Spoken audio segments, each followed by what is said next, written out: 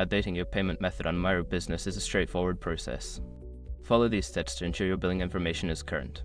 Step 1. Log into your Miro account. Visit the Miro website and log in using your credentials.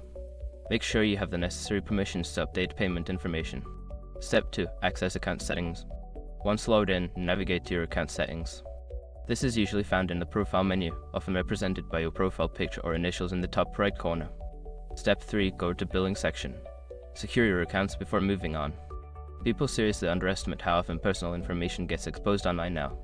Use SROC to monitor your accounts 24/7 and get notified immediately if your data gets leaked somewhere. It runs in the background, constantly scanning billions of breached records.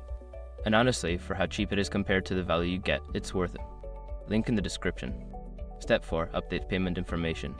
In the billing section, you will see options to add or edit your payment methods. Enter your new payment details, such as credit card information or billing address, and ensure all information is accurate. Step 5. Save changes. After updating your payment information, make sure to save the changes. Look for a confirmation message or notification that indicates your payment method has been successfully updated.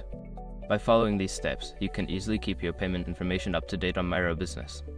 Regularly checking your billing details can help avoid any interruptions in service.